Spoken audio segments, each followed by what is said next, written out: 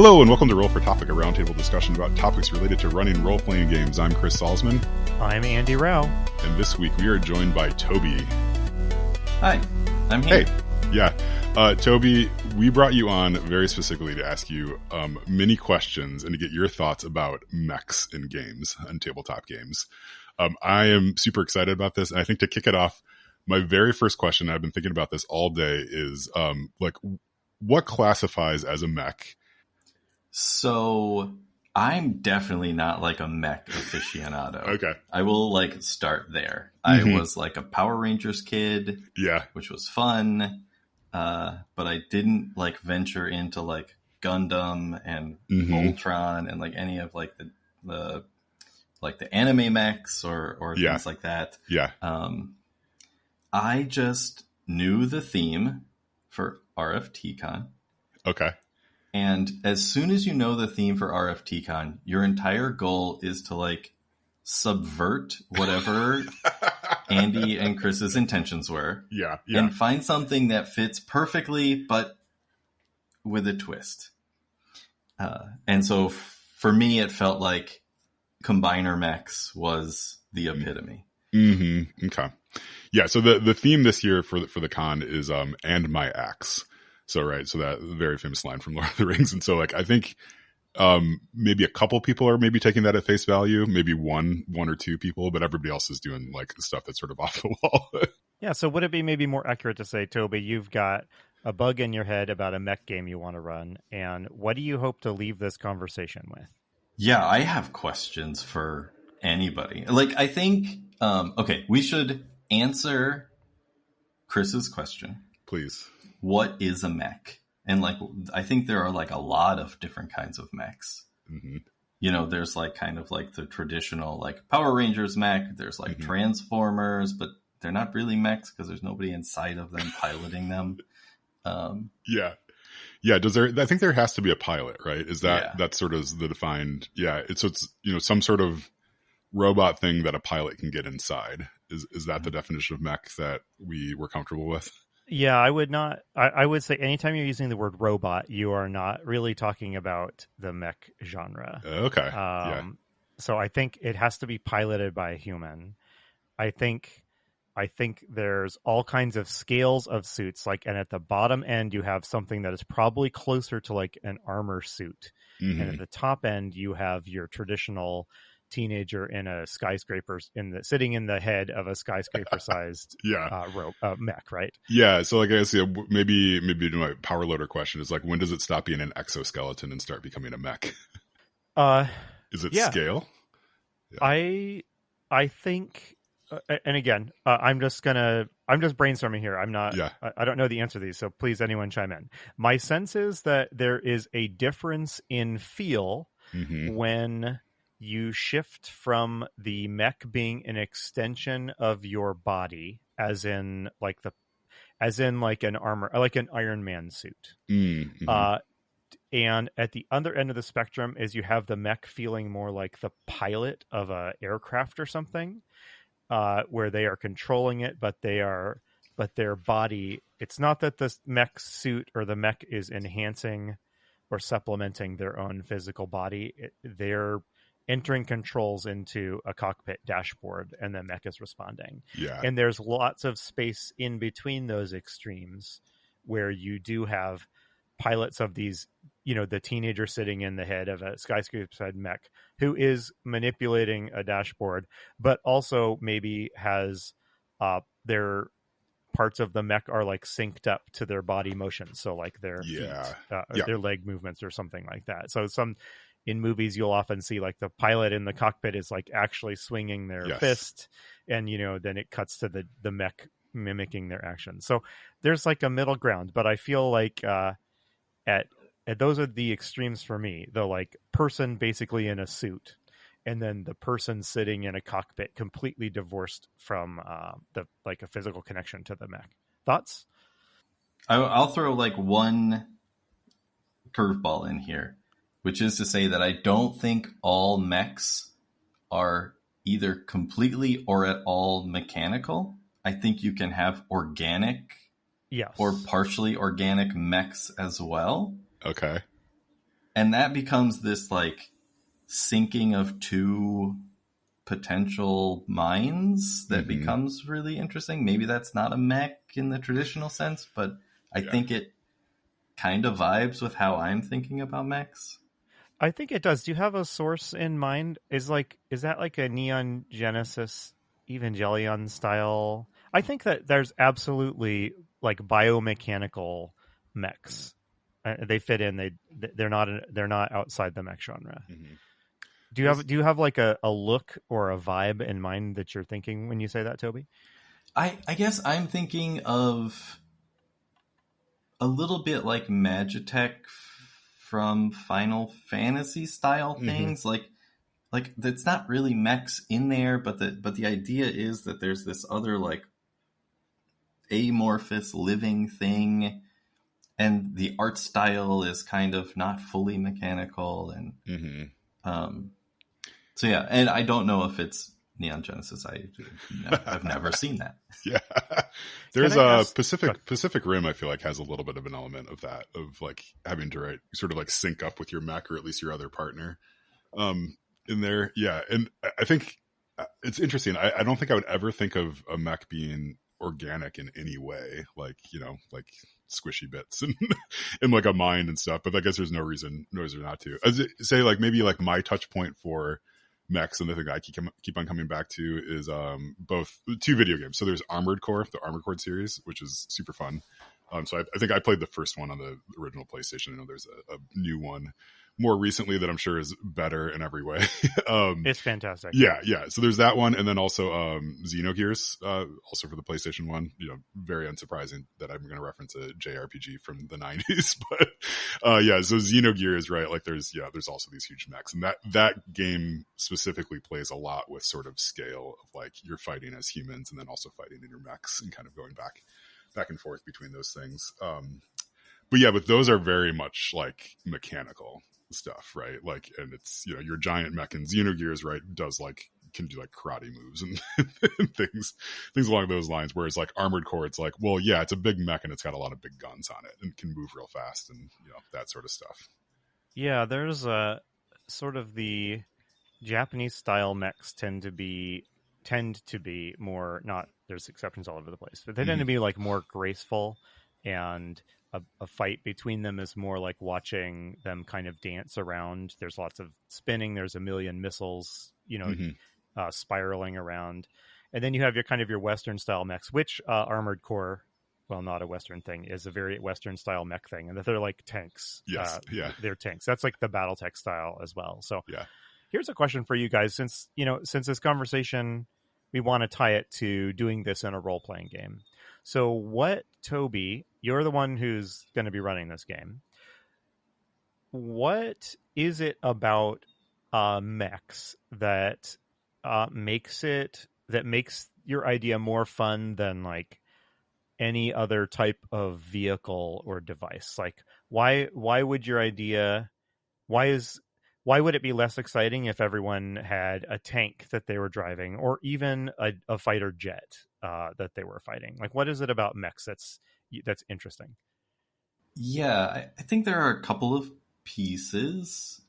The primary reason is like, and my axe feels like this like coming together of us, like a group of people, right? They are like building something from these pieces that is like definitely bigger, greater than the sum of its parts. Yeah.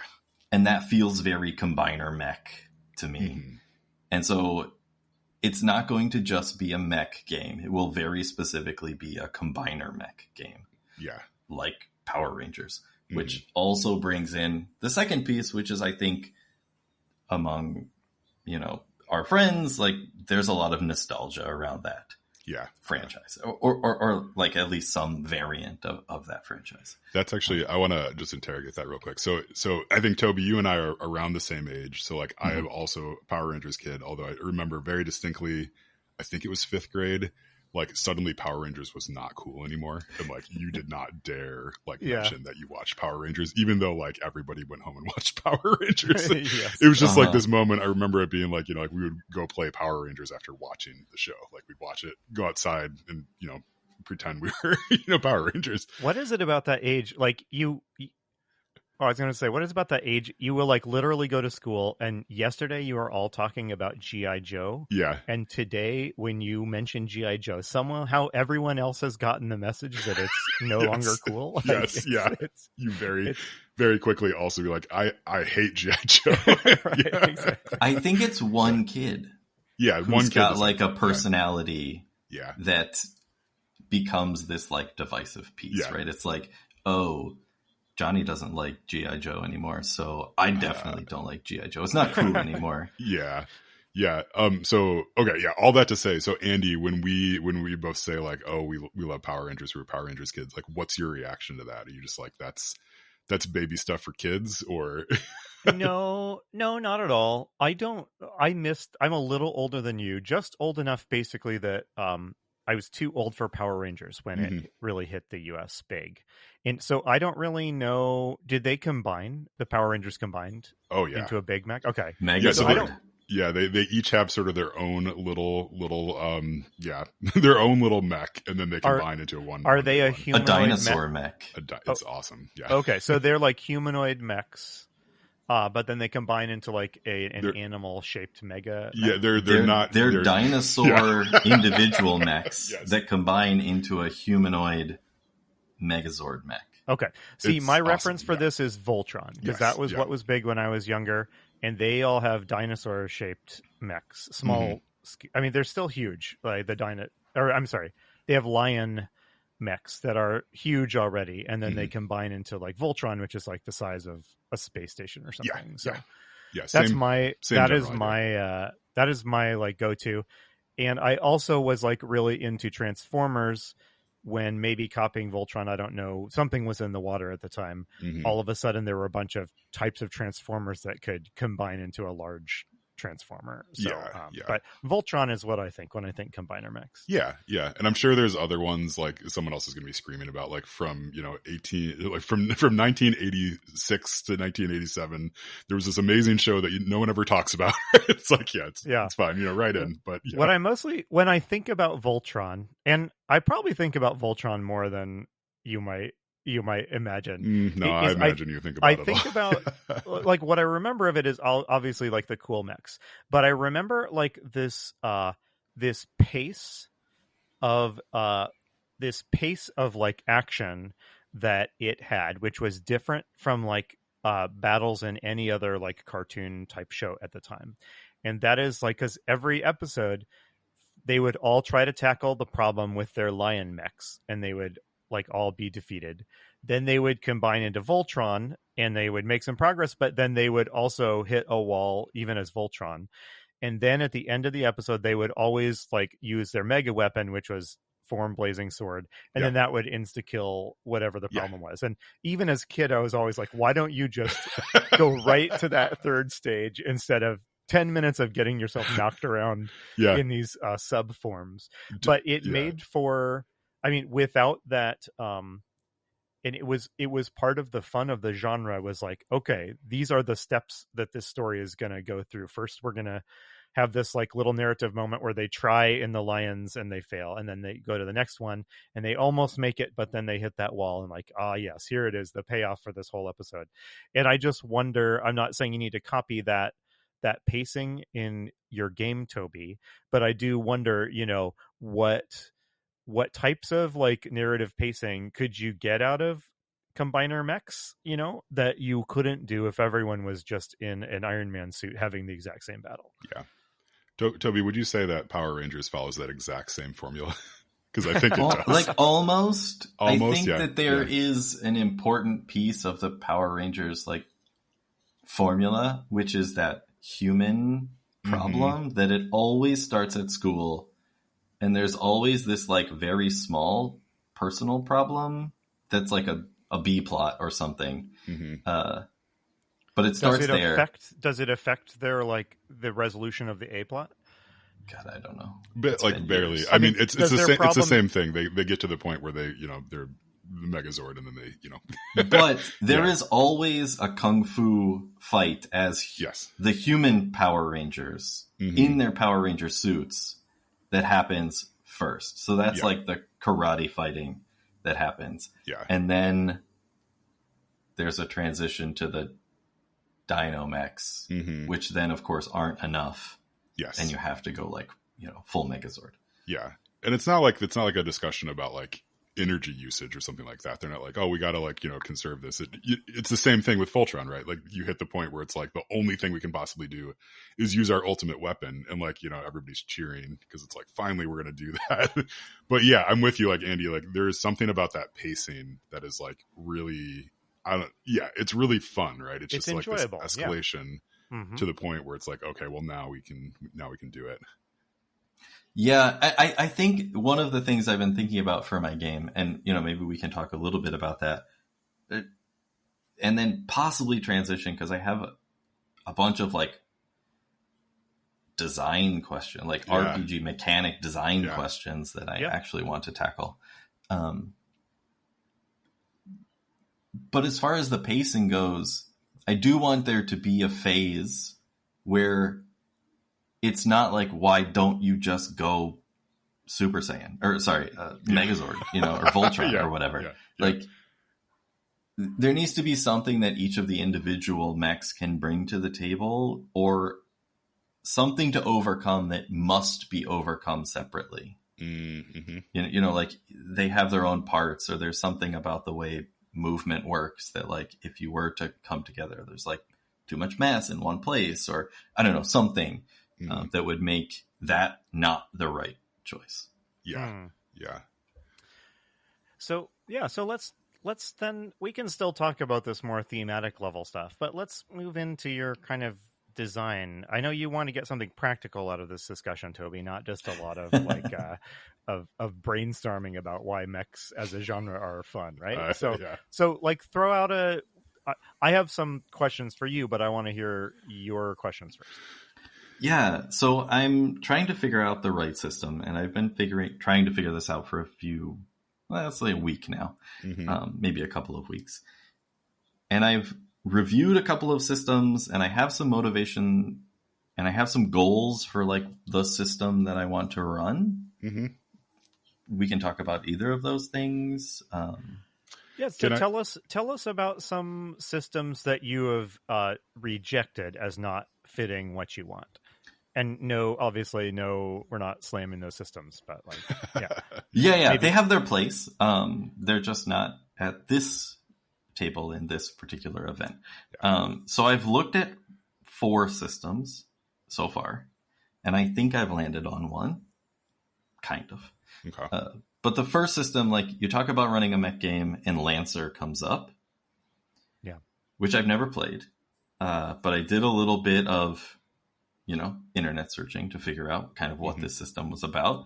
And I didn't really look any further than a Reddit post that I found where someone was like, I'm looking for a snappy combat system in a mech game, because that's kind of one of the design goals that I have. And the first response was, yeah, the combat system's snappy. If your players are familiar with like Pathfinder and D&D 4th edition, like you'll be right at home. You'll be fine. Okay. Yeah. And I'm like, okay, we're good. Like, I understand what's going on here. This is like a war game, and we're good. Like, that's not going to work for what I want. Yeah, I own Lancer, and it wouldn't do what you want, I think. Yeah. It seems like a great game, but it's meant to have like a combat that lasts an hour and a half and is intensely tactical. And yeah, not what you're describing.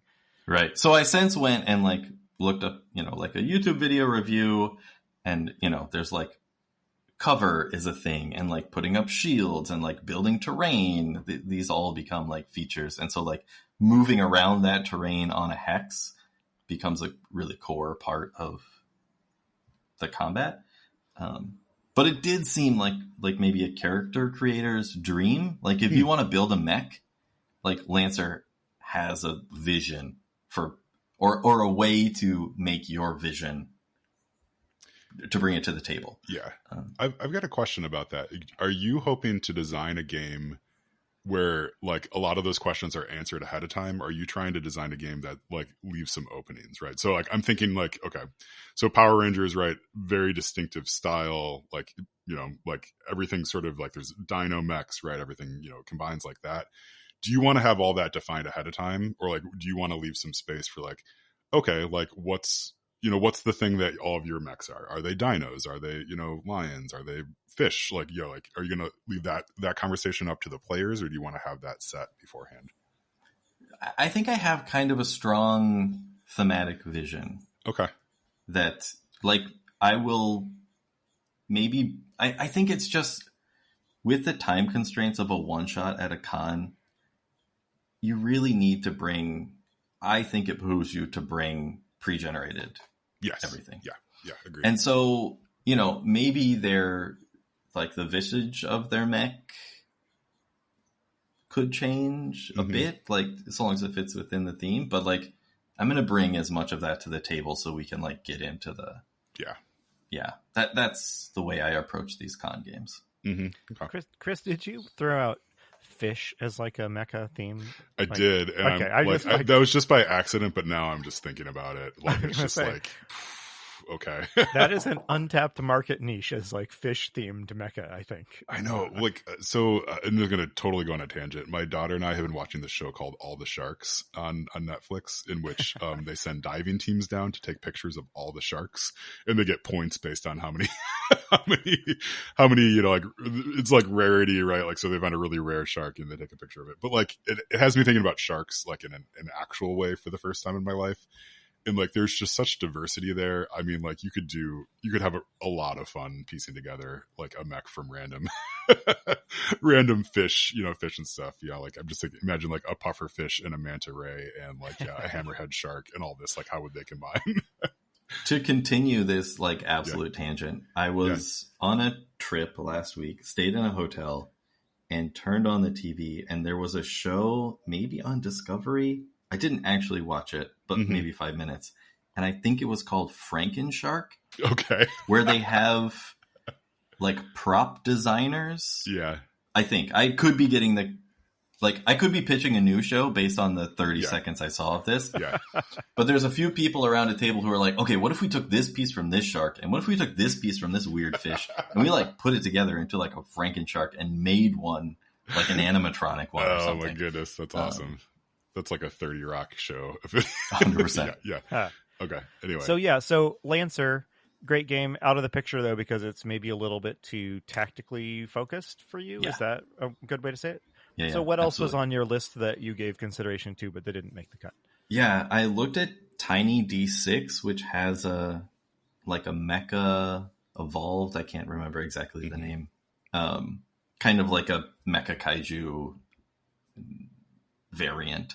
And they have combiner rules, but they were just so bolted on and like a paragraph that felt like it didn't give me what I wanted out of combiners. Like one of the principles or the design goals I have is like, when you go Voltron, it better feel friggin' awesome. Yeah. Like something big has to change so that you feel like you've gone to like a whole new level. And, you know, they like played with the action economy a little bit, but it didn't really feel like sufficient. And Tiny D6 is such a simple system. I didn't feel like I had anywhere to like hack. Like it didn't have enough meat to hack. So I think it would be very fun, like maybe for another genre. They have a lot of like Tiny Cthulhu and Tiny Gunslingers and Tiny, you know, dungeons and like all variant of this Tiny D6 system, which I do want to explore, but it's like, get the dice rolling out as soon as possible. Like, just like it's what you always roll 2d6, you add, you know, somewhere between like -3 and +3 to your roll. And like, that is the resolution mechanic. Yeah. There's not a lot of granularity in there to mess with. Yeah. Right. Okay. All right. So let's hear the next one. Yeah. The last one I looked at and didn't decide was Mecha Hack. And there's a variant called Ether Nexus, which is kind of fitting the vibe. Yeah, you have Mecha Hack, and I have Ether Nexus. Andy just pulled up his book that he has right next to him and put it up on video, and then Toby pulled up his. Yeah. So Ether Nexus is like kind of Magitech, a little bit organic, a little bit like materia, and the art style really fits well. Like here, this is a fun kind of like, I don't know, Chris trying to describe that one. Oh, nice. Yeah. So this is that Magitech sort of Final Fantasy vibe that you were talking about, right? Yeah. Chris, do you want to narrate this image?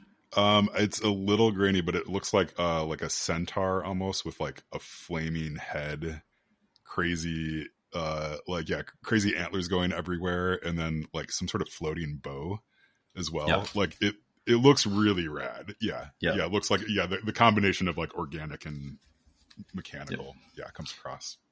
So I really like the art style of this book. I really like kind of that vision. But it's like too far the other way. It's like back towards Lancer. It has too many mechanics. It's quite crunchy. A lot of great mech options. I'm probably just gonna like rip out. But yeah, it felt too much. Okay. And I've landed roughly on a hack of the Outgunned system. Okay. Which is intended for like 80s and 90s style action movies. So Toby, they have had a couple recent Kickstarters, and I feel like their most recent one added a bunch of like genres. Like it did. I am assuming none of those genres were like Voltron or Robotech knockoffs, right? No official mech support in there? No. Okay. So what do you like about Outgunned, and why does it how does it escape those like problems with the other ones, which were either too tactically intense or maybe lacked enough teeth in the gears to really work with? Yeah. So I have 3 kind of goals, and I think this hits most of them, and we'll probably see where the other ones didn't. So the first one, like I already mentioned, is like the combiner mode should feel freaking awesome. Like it should feel overpowered. It should feel awesome. It should feel somehow very distinct from separate mechs. Like I don't want just the same mechs, but bigger. That's not. You don't really just want bigger numbers, right? Right. Yeah. So that's the first. The second is I kind of wanted a single resolution mechanic because it's a one-shot at a con game. Like I want to teach one thing, and then this is just what you do to resolve things. And the third principle is I want to capture the excitement of like pushing your mech to the limit. Yeah. Right? When you're like overheating things, or when like, you're like really at the edge of pushing your mech, I wanted to capture that feeling. Yeah. These are good design goals. I mean, it also sounds like from listening to you talk, like, so like, yeah, you want hey, we've combined, we're the ultimate form. Like that feels really powerful right from there. Okay. So I'm going to make a pitch. This is going to be a little wild. I keep on thinking about Brindlewood Bay, for this. Right. Chris, what are you doing? I'm blowing up your plans, or I'm just, bloviating. You can ignore me, but like I'm wondering, right? Like, because like there is always that build up, and I feel like Brindlewood Bay does this particularly well. Of like you're trying to find clues, right? So you can transition that into your mech game as like trying to find some sort of actions or information or weak points or whatever that is. And then at the end of Brindlewood Bay, there is this moment where you say, like, we are going to solve it, right? Like, so this would be we are going to combine and use our ultimate power at this point. And I'm wondering if you could kind of like, use that sort of feel throughout of like, you're like gathering resources, and then there's just this one giant expenditure, and that's the like, everything changes, you're awesome, you're amazing, you're swinging your big sword. That's the flaming sword moment. Yeah, the flaming sword moment. Yeah, that feels related to your question earlier, Toby, about like how can you incentivize not combining and pulling out the flaming sword when combat starts, right? Like, so yeah, what are like the things that have to be checked off first before you can pull out flaming sword? And I don't know I mean, I think it might be kind of challenging to come up with like it's easy to make gamey things you have to check off, but like it depends a little bit on how much you care, or like in universe does the explanation make sense? Yeah. Like right, like I don't know, that's interesting, Chris. It's very funny that you pulled out Brindle Woodbay as your mech system recommendation. Yeah. Well, the other recommendation that Chris gave very early on was We're All John. Is that the name of that game? I think it's something like that. Yeah. Which is like you're playing like different. Yeah, I guess my understanding of the game, I've never played it, is that you're playing sort of different parts of this like John character's personality, right? So you're all like piloting John, and that one of you is his sense of sadness and anger and all that. The competing family within all of our brains. Yes. Yeah. But I think I mean, I am with you. Like, I think your design goals are great. I think like this sounds like it's going to be super fun. I think you'll figure out the system, like no problem. Yeah. So some of the things I like about Outgunned is it's this like Yahtzee system where you roll a dice pool. So like going mech could be something as simple as like, wow, my dice pool is now huge. Yeah. Because rolling lots of dice like feels cool. That's fun. And then you can maybe like add on some like collaboration pieces between like, oh, you have, this heat thing and I have these like torpedoes, and like now we have heat torpedoes. Like when we go mech, I don't know, something like this. But they have this Yahtzee mechanic where, you roll and you want to get as many matching dice as possible. And then you have these like small resource decisions that you get to make about your roll, which is like, oh, do I want to re-roll the rest of my dice? Like, okay, I got two threes and a bunch of other stuff. I can like push myself. I can like push my luck to then go and re-roll the rest of those dice and hopefully do better. If I don't do better, maybe something catastrophic happens. I lose all my other successes. But you get this like kind of mini game of like, do I really like, how hard do I want to push right now? Which I think feels really cool and fits that one design goal really nicely. When they decide to pull the sword at the end, like, should it be a guaranteed success? Right? Like, so I'm imagining your example of like, rolling a bunch of dice. Like, what if it's just like, okay, so they're normally rolling 3d6 or something like that. And then it's like, okay, you've pulled the sword. Here's 100 d6, right? Like just something like so over like something so over the top and so fun that just like the whole table's like, well, this is the best. We just get to roll every d6 inside of the convention center at the same time. Go collect all the d6s from the other tables and bring them back. That's how many you get. Yeah.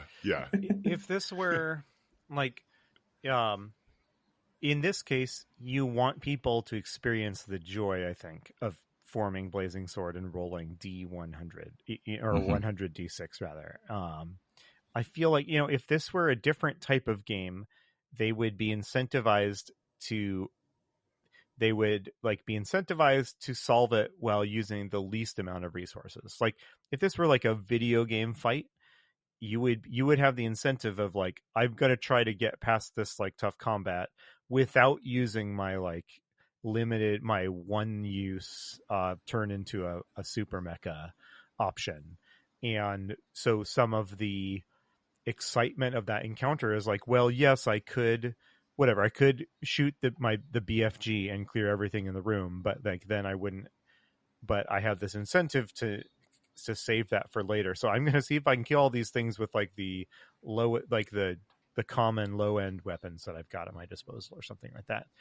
Like I like that from a game perspective, because I think that's where you get like a lot of creativity of like, we've got to try and beat this while we're still in our like, just the stage 2 mechs or whatever. But then, if the point of the one shot is that at the end of it, someone gets to roll all those dice for the Blazing Sword, that doesn't work, I guess. So it's like, it's hard to balance the, like, we all want to get to this point. it's hard to balance that with, but let's take our time and explore all of the other options first. Yeah. Even if we know we're going to have to like perform Blazing Sword at the end of this. Yeah, I think it gets to a couple of, well, one, it gets to this question that I don't have a great answer to, which is like, how do you deal with damage in a one shot like this at a con? And maybe this is a bigger question, but like, is death / knockout, like, are those real motivations to add a con game? Like, I don't want anyone to not make it to the end of the con game. That's not, and maybe that's just my con games or like my one shots. Yeah. Like, so how do we make damage like something that's a meaningful problem? Mm-hmm. I don't know if it has to be, right? Because I think like if I'm sitting down to play this game, my sole and grand desire is to get to the point where we all combine and swing that big sword to take out whatever, the dinosaur that's like, terrorizing everything, right? Like whatever that is, like that's like what I care about. Like, so I don't want to get knocked out. What I want to do is have a satisfying like path to getting there. Yeah. So like, I think, again, like going back to Brindlewood Bay, like I think one of the reasons I was thinking about it is because like there's a move in Brindlewood Bay where you just sort of call for commercial break when something is going really wrong, for you, and like you just sort of like stop the action, you move forward, you like even in the game you can kind of like act out the commercial if you want, something like that, and then you move on as if like nothing had ever really happened. But I'm thinking about like maybe your pacing follows that. So again, if you're thinking like I want this to feel like the best Power Rangers episode you've ever seen, like maybe your pacing really almost has commercial breaks like built into it, and it's like first part is you are humans, next part is you summon your individual droids, and then like the third one is that's when you get into your big thing, and then like right at the end you can pull out your sword, right? And like be very explicit about that too. And so then maybe there's more like goals within each of those sections of like what you need to do to get to that next thing, so it's not like you can't just combine first action because like you just can't, right? Like it's not right. It's not part of like the game at all. Like it's not even a mechanic available to you at that point. I see. So then like the theorized role becomes like the combined role. Yeah. The theory. Yeah. But like that, then getting back to your question about like, should there be death or getting knocked out? Like, I think it can be there. Like you can always have it on the table, but like I would not push too hard for it to be even being an option, right? Or like, provide ways. Right. It just feels like, why are we tracking damage when I know personally as a GM, I'm probably not going to like, I don't know. It just doesn't feel consequential in my games. Yeah. You don't want a situation you don't want a situation in your one shot where someone's mech gets both of its legs shot off and they're just out of the game because of the damage they sustained, right? Like, so I have some thoughts that require maybe zooming out a little bit.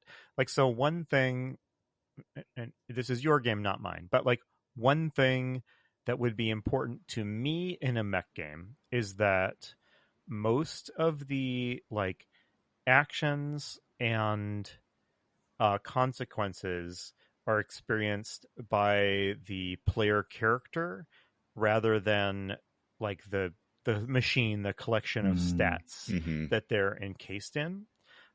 This was a problem like back in the day. I love BattleTech, which is kind of a mech based war game, not suitable for what you're doing, Toby.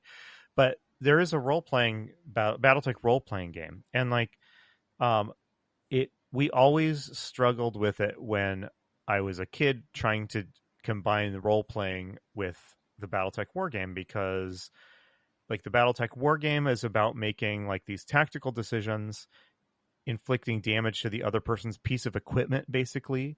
But like in the genre, if you go back and you watch like an episode of Robotech or something, right? They have these battles, and the good guys, like a missile might hit the good guy and damage its wing or something like that. But the conflict that the obstacle that the hero has to get over in order to win is not like, can I go repair my damaged wing? It's like, can I regain the confidence I need to like get back into battle? Yeah. And so like if there is a way for like if I were running a game like this, I would look into something more like a Fate style, or Fate, or Forged in the Dark style, like system of like consequences applied to the player character, and just maybe hand wave what sort of physical damage to the mech that might represent, but like to as much as possible try to hit the player themselves with consequences. I love that. I mean, the downside of that is that you can lose the like tactical grit that is also a fun part of these games, because it is fun to make a called shot and take out the enemy mech's autocannon, and that's a cool tactical thing. So like I guess the mech thing is kind of weird, because if you watch a lot of the source material, it's like very hand wavy entirely. They win because the Yellow Ranger gets over his self-doubt. You know what I mean? 100%. Oh my goodness, this is so brilliant, Andy. Well, I don't know if it's brilliant or not, but I mean, do you guys have any reactions to this? Yes, everybody needs to have a meter that they're filling up, right? Right. So rather than it being damage counting down, you are counting up, right? So it's like building your confidence. Yeah, you're building your confidence. Maybe you give each of your pre-gens a different thing that they need to do. So like, I don't know, right? Red Ranger needs his leadership skill to go all the way up or whatever, right? So leadership, self-confidence, bravery, pick some whatever those skills are, right? Like, and it's like you're building these up, and like once they get to a certain point, then you can get in your dinos, and then once they get up to another point, then you can combine, and then once they get up to another point, then you can use your big sword. And here's another thing that kind of like beautifully unlocks. Like, what happens when the Blue Ranger is just not there yet, but everyone else is? Everybody's got to help him. Everybody's got to help. Oh yeah, it's cool. Okay, well, I like that, but I mean, again, your game. But I mean, this is like easier to do. Like, so one way that some systems do mechs, I think like the old 3rd edition D20 system kind of did this, is a mech suit is just a set of modifiers to your character stats. So if you get in your mech suit, you have a +20 to strength, a +20 to constitution. Your size is now considered extra large, whatever. Like it has, you change some mechanical values or whatever. I kind of recoil from that as a thing, because it doesn't make the mech seem special. But what I like about it is that like the center of the action is always the PC. They're not damaging your mech, they are damaging you. And so even if you are using a system where like the system for the mech is a little different from the system for the player character, if you could try to preserve that sense of like, he didn't hit my mech in the leg, he did a cowardly attack against me, and now I'm fighting to keep my whatever. I'm fighting a more psychological. I'm up against a psychological barrier to like stay in the fight after that blow or something like that. Yeah. Well, my other question was, how do you encourage collaboration? Yeah. And it seems like this might be a fun way to do it. Yeah. Because you're all working. If there is this like threshold where everyone needs to hit a certain level before you can even tackle the next problem, like you're going to have to do that. Hopefully it doesn't mean that the game stalls. I mean, most game systems have some sort of rule for like, oh yeah, another PC can help, and you get a +2 to the die roll or something like that if another PC is helping.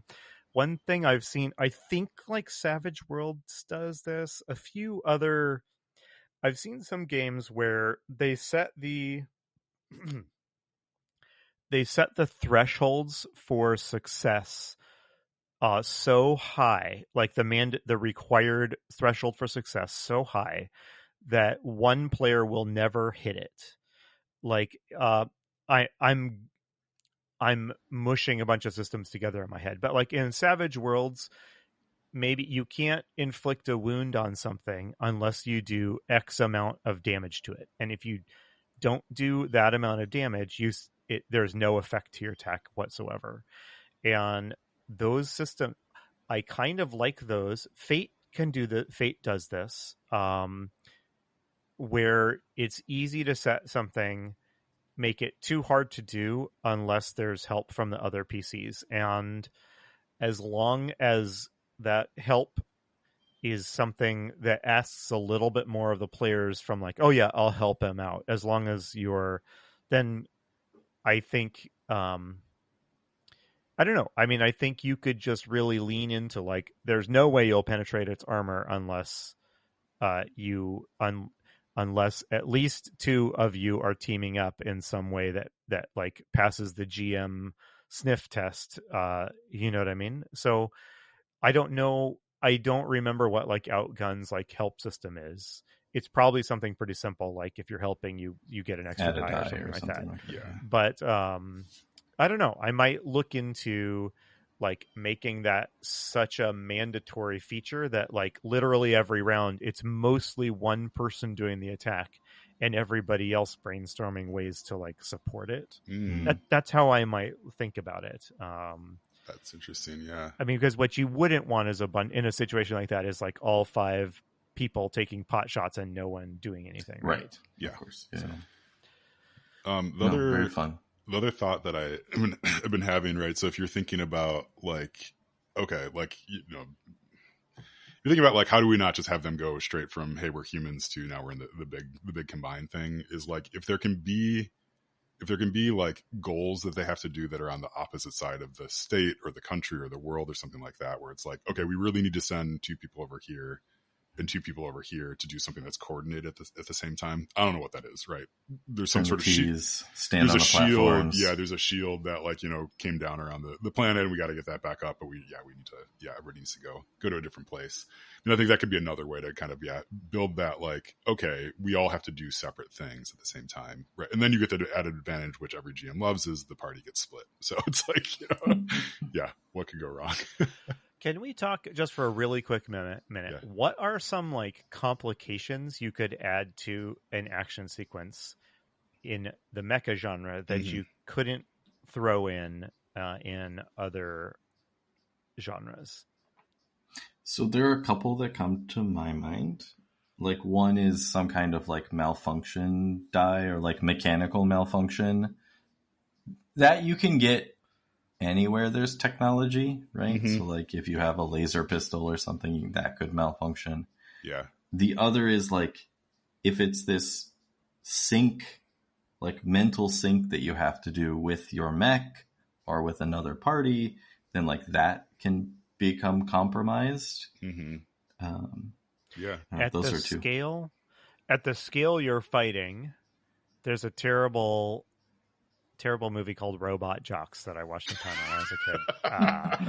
That is springing to mind here. Go Google it after this episode. But like collateral damage can be a big thing with mechs. Like have either of you guys played the video game Into the Breach? Yeah. Yep. It's like a mech kind of puzzle combat game, and the challenge of the fight is not really to defeat the enemies. It's to like stop them from hurting the environment. And so some of the downsides to stuff, like you could form Blazing Sword now, but like if you do it in the middle of this metropolis or whatever, you know, I don't know, you could put a few kind of like consequences based around like if you don't have a good, you know, if that kaiju keeps going, it's going to barrel into that apartment building. So even if you don't have a lot of great options, you've at least got to do something, you know, to deal with that complication. Or you have the perfect shot right here, but like it will damage the apartment building, you know, like, so maybe you're going to have to find some other way to do this. I don't know. Yeah, no, those are all really good. Yeah, those are good. Yeah, this is like the other, as soon as RfT has their supers theme. Yes. My subversion of that is the cleanup crew that follows supers around, trying to resolve all of the collateral damage. That's so great. the insurance claims, that's a big plot of one of the Incredibles movies. I think the second one. They actually talk about that quite extensively.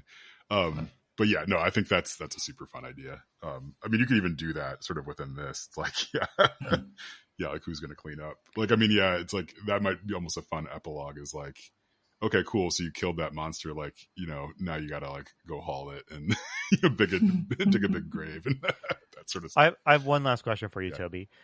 Is this one shot? Is it going to be mostly outside the mech action? And then they suit up for like one or two climactic fights? Or is it pretty much like you're just in mechs for this adventure? Yeah, I think there will be pieces of both, or I don't know. But I think following the beats of like, how many scenes do you actually get at a con game?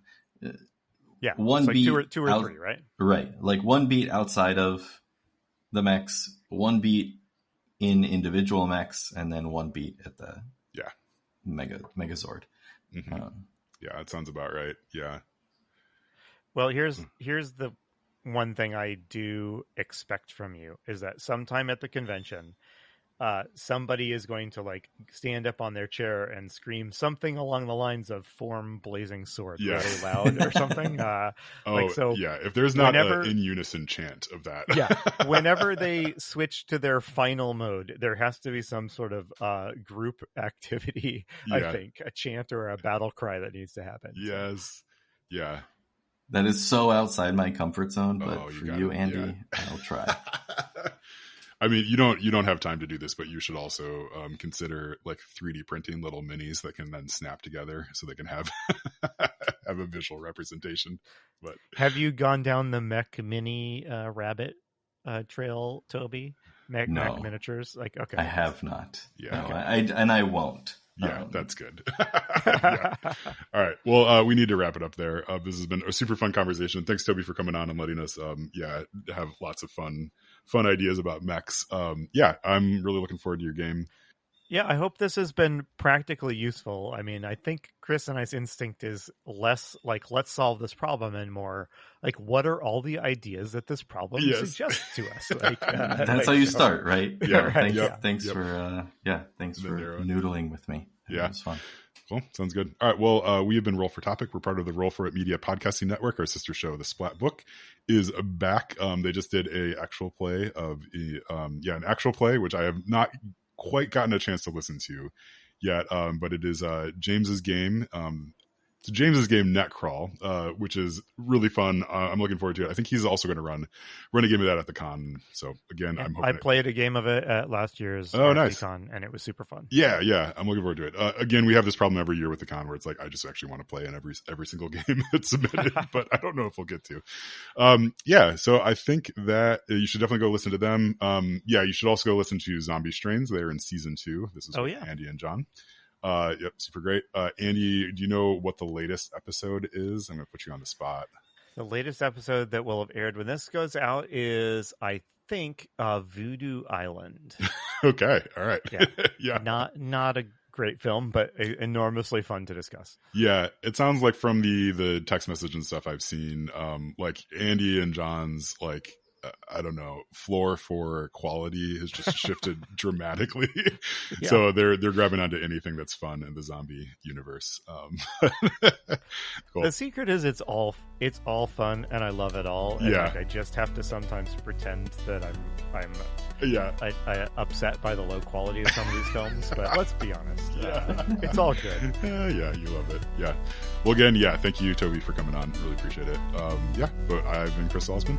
I've been Andy Rao. And remember, if your players are having fun, you're a great GM.